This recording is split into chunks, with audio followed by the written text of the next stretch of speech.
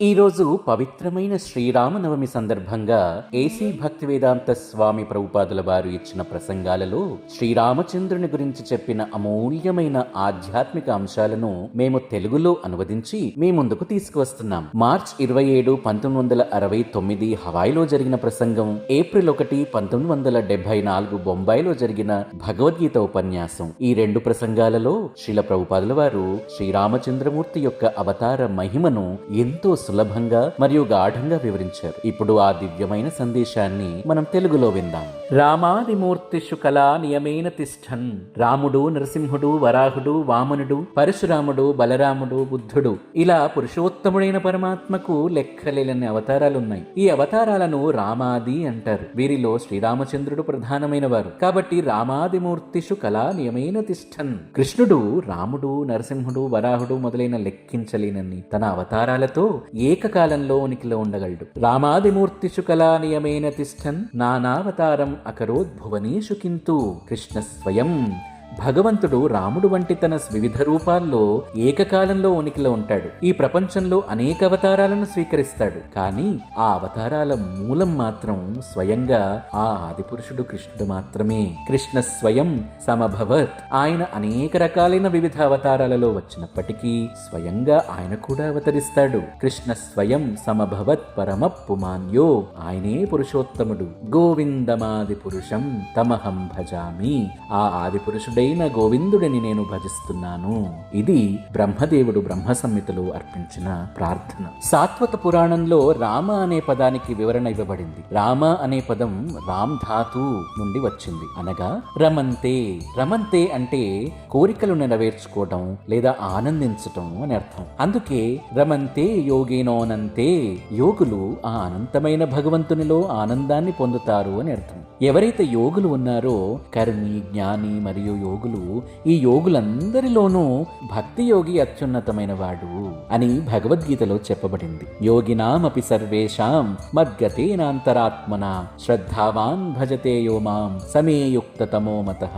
కాబట్టి యోగులకు భౌతిక సుఖాల పట్ల ఆసక్తి ఉండదు. ఎందుకంటే భౌతిక సుఖం తాత్కాలికమైంది. అందుకే రమంతే యోగినోనంతే. యోగులు అనంతమైన ఆనందంలో రమిస్తారు. ప్రతి ఒక్కరూ ఆనందం కోసం, సౌఖ్యవంతమైన జీవితం కోసం వెతుకుతున్నారు. వారే అల్పబుద్ధి కలవారు, అంటే మూఢులు. వారు భౌతిక ఉనికిలోని ఈ తాత్కాలికమైన పేరుకు మాత్రమే ఉండే ఆనందంతో తృప్తి చెందుతారు. కానీ యోగులు అలా కాదు. యోగులు శాశ్వతమైన ఆనందంపైనే ఆసక్తి కలిగి ఉంటారు. రమంతే యోగినోనంతే. యోగులు అనంతమైన ఆనందంలో రమిస్తారు. అంతే, ముగిసిపోయే దానిలో కాదు. అంతవంత ఇమే దేహ. అంత అంటే ఈ శరీరం అని అర్థం, అంటే అంతమైపోయేది. అంతవంత ఇమే దేహ నిత్యస్యోక్త శరీరిణః. కానీ ఈ శరీరం లోపల ఉన్న శరీర యజమాని ఆత్మ మాత్రము నిత్యం. కాబట్టి నిత్యో నిత్యానాం. నిత్యమైన వారిలో అత్యున్నత నిత్యుడు. నేను నిత్యుడను అంటే శాశ్వతుడను. అయితే నేను శాశ్వతమైన ఆనందంపైనే ఆసక్తి కలిగి ఉండాలి. కానీ ఈ భౌతిక శరీరంతో ఆ శాశ్వత ఆనందాన్ని అనుభవించడం సాధ్యం కాదు. అందుకే రమంతే యోగినానంతే అని చెప్పబడింది. అనంతరమణ, అది రాముని యొక్క వివరణ. రామ అంటే అనంత ఆనందం, అంటే అపరిమితమైన సుఖం. ఇతి రామ పదేనాసౌ పరబ్రహ్మాభిధీయతే.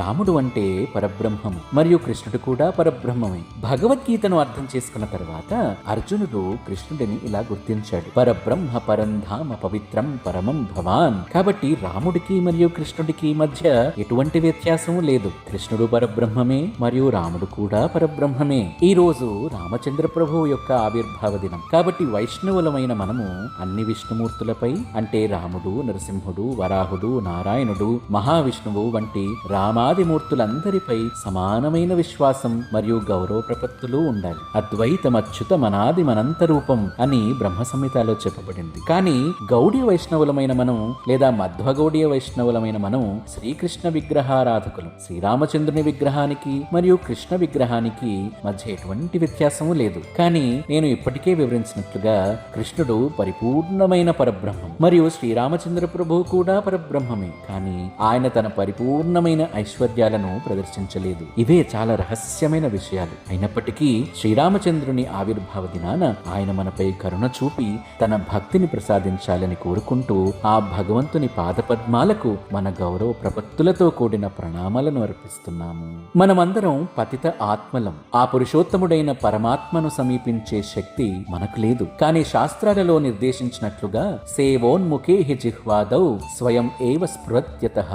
కాబట్టి శ్రీరాముడికి మరియు శ్రీకృష్ణుడికి మధ్య ఎటువంటి వ్యత్యాసం లేనప్పటికీ ఒక భక్తుడు భగవంతుని యొక్క ఒక్క రూపానికి ఆకర్షుడైతే మరొక భక్తుడు భగవంతుని యొక్క వేరొక రూపానికి ఆకర్షితుడవుతాడు. కొన్నిసార్లు రాసలీల జరుగుతున్నప్పుడు కృష్ణుడు అకస్మాత్తుగా దృశ్యమయ్యాడు మరియు గోపికలు కృష్ణుడిని తిరిగి కనుగొనడానికి ఎంతో ఆతురతతో ఉన్నారు. కృష్ణుడు ఎక్కడ ఉన్నాడో అని వారు ఆయన చూడాలని అమితంగా తహతలాడుతున్నప్పుడు కృష్ణుడు నారాయణ రూపంలో 4 చేతుల నారాయణుడిగా ప్రత్యక్షమయ్యాడు. గోపికలు ఆ నారాయణమూర్తిని చూశారు, కానీ వారు ఆయన పట్ల ఆకర్షితులు కాలేదు. గోపికలందరూ ఇలా అన్నారు, ఓహో ఈయన నారాయణుడు, మనం ఈయనకు ప్రణామం ఇద్దాం అని నమస్కరించి వారు వెళ్లిపోయారు. నిజానికి కృష్ణుడికి మరియు నారాయణుడికి మధ్య ఎటువంటి వ్యత్యాసం లేదు. కానీ గోపికలకు నారాయణుడిపై అంతగా ఆసక్తి లేదు. వారు కృష్ణుడినే కోరుకున్నారు. అదేవిధంగా రాముడికి మరియు కృష్ణుడికి మధ్య ఎటువంటి వ్యత్యాసం లేనప్పటికీ కొందరు భక్తులు రామమూర్తికి ఆకర్షితులవుతారు, మరికొందరు భక్తులు కృష్ణమూర్తికి ఆకర్షితులవుతారు. కానీ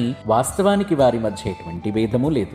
శాస్త్రాలలో ఇలా చెప్పబడింది, విష్ణు సహస్రనామాలను పఠిస్తే అంటే 1000 సార్లు విష్ణునామాన్ని జపించడం అంటే ఒక్క రామనామానికి సమానం, మరియు 3 సార్లు రామనామాన్ని జపించడం అనేది ఒక్క కృష్ణనామానికి సమానం. ఇది శాస్త్రం ఇచ్చిన తీర్పు. కాబట్టి మనం హరే కృష్ణ మంత్రాన్ని జపించినప్పుడు అందులో ఇప్పటికే 3 రెట్లు రామనామం కలిసి ఉంది. మనం హరే కృష్ణ మంత్రాన్ని జపిస్తున్నామంటే దాని అర్థం రాముడిని నిర్లక్ష్యం చేస్తున్నామని కాదు. ప్రతి ఒక్క కృష్ణనామంలో 3 రామనామాలు ఉన్నాయి. అంటే ఒక్కసారి కృష్ణ అంటే 3 సార్లు రామనామం పఠించిన ఫలితం వస్తుంది. ఇది శాస్త్రం చెబుతున్న సత్యం. అంతేకాకుండా మనం హరే రామ అని కూడా జపిస్తున్నాం. హరే రామ అన్న సీతారామ అన్న రెండు ఒకటే. హరే కృష్ణ అన్న లేదా హరే రామ అన్న వాటి మధ్య ఎటువంటి వ్యత్యాసం లేదు. ఈ హరే రామ రామ రామ హరే హరే అనేది కూడా ఒక రకమైన రామధున్, రామ సంకీర్తనే. ఇది శాస్త్రాలలో సిఫార్సు చేయబడింది.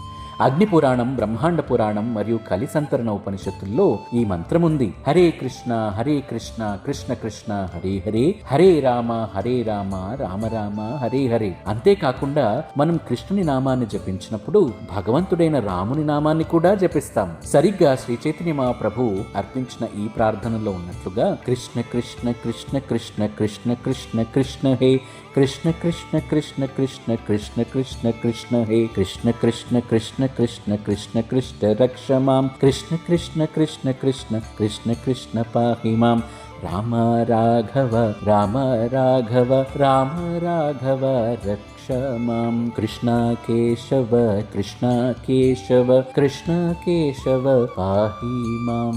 కాబట్టి భక్తులు ఎప్పుడూ కృష్ణుని నామాన్ని మరియు రాముడి నామాన్ని కలిపి జపిస్తారు. శ్రీరామచంద్ర ప్రభువు ఈ ప్రపంచంలో ఒక రాజు ఎలా ఉండాలో నేర్పించడానికి, ఒక ఆదర్శవంతమైన రాజుకు ఉదాహరణగా నిలవడానికి అవతరించారు. అందుకే ఎక్కడైతే మంచి ప్రభుత్వం ఉంటుందో దానికి రామరాజ్యం అనే ఉదాహరణగా చెబుతారు. రామరాజ్యం అది శ్రీరామచంద్రుని రాజ్యం. ఎందుకంటే అక్కడ ప్రతి ఒక్కరూ సంతోషంగా ఉండేవారు. ప్రతి ఒక్కరూ శ్రీరామచంద్రుని జీవితంలో ఇంతకు సంబంధించి ఎన్నో ఉదాహరణలు ఉన్నాయి. ఒక బ్రాహ్మణుడు, సరిగ్గా చెప్పాలంటే ఒక ఆయన రామచంద్రుని దగ్గరికి వచ్చాడు. ఎందుకంటే ఆ సమయంలో ఇప్పుడున్నటువంటి కోర్టులు, న్యాయస్థానాలు ఉండేవి కావు. మనం ఇప్పుడున్నట్లుగా ఒక కోర్టుకు వెళ్లి స్టాంప్ ఫీజు కట్టి 6 సంవత్సరాల తర్వాత తీర్పు కోసం వేచి చూడాల్సిన అవసరం అప్పట్లో ఉండేది కాదు. ఎవరికైనా ఏదైనా ఫిర్యాదు ఉంటే రాజు బహిరంగ సభలో కూర్చునేవారు. పౌరులు నేరుగా రాజును కలిసి తమ ఫిర్యాదుల్ని చెప్పుకోవటానికి అనుమతి ఉండేది. ఎందుకంటే వాస్తవానికి అక్కడ ఫిర్యాదులే ఉండేవి కావు. ప్రతి ఒక్కరు సంతోషంగా ఉండేవారు. చాలా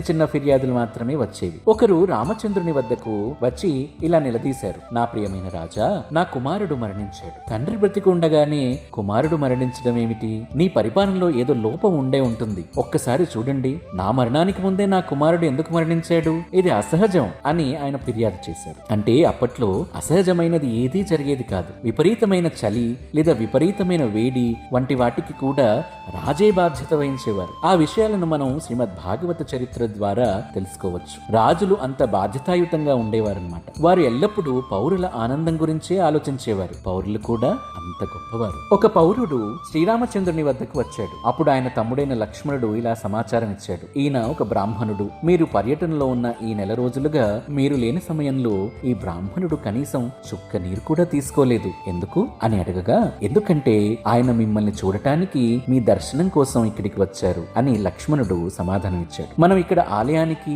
విగ్రహాన్ని అంటే భగవంతుని చూడటానికి వచ్చినట్లే అప్పట్లో శ్రీరామచంద్ర ప్రభు స్వయంగా ఉండేవారు కాబట్టి ఆ బ్రాహ్మణుడు వచ్చేవారు. రామచంద్రుని చూసి ఆయనకు ప్రణామం అర్పించిన తర్వాతే ఆయన ఇంటికి వెళ్లి తన అల్పాహారం తీసుకునేవారు. అది ఆయన వ్రతం. శ్రీరామచంద్రుడు రాజకీయ పర్యటన నిమిత్తం బయటకు వెళ్లడం వల్ల నెల రోజుల పాటు ఆయన చూడలేకపోయినందున ఆ బ్రాహ్మణుడు కనీసం ఆహారం కూడా తీసుకోలేదు. ఒకసారి చూడండి, రాజు ఎలా ఉంటే పౌరులు కూడా అలాగే ఉండేవారు. ఆ సమయంలో మహారాజు ఇక్ష్వాకు కాలం నాటి నుండి కుటుంబంలో పూజించబడుతున్న రామచంద్రుని విగ్రహం ఒకటి ఉండేది. మనువు కుమారుడైన మహారాజు ఇక్ష్వాకు మనువు ఆ విగ్రహాన్ని ఇచ్చాడు. శ్రీరామచంద్రుడు జన్మించిన వంశానికి మూల పురుషుడు మనువు. ఆయన శ్రీరాముని భక్తుడు మరియు ఆయన శ్రీరాముని విగ్రహాన్ని పూజించేవారు. ఆ విగ్రహాన్ని ఆ వంశంలో ఒకరి తర్వాత ఒకరు తరతరాలుగా పూజిస్తూ వచ్చారు. కానీ రామచంద్రుడు స్వయంగా ప్రత్యక్షంగా ఉన్న సమయంలో ఆయన ఆ విగ్రహాన్ని తన గదిలోని ఒక అరలో ఉంచారు. ఆ బ్రాహ్మణుడు వచ్చినప్పుడు ఆయన తన వ్రతంలో ఎంత స్థిరంగా మరియు దృఢంగా ఉన్నారో లక్ష్మణుడు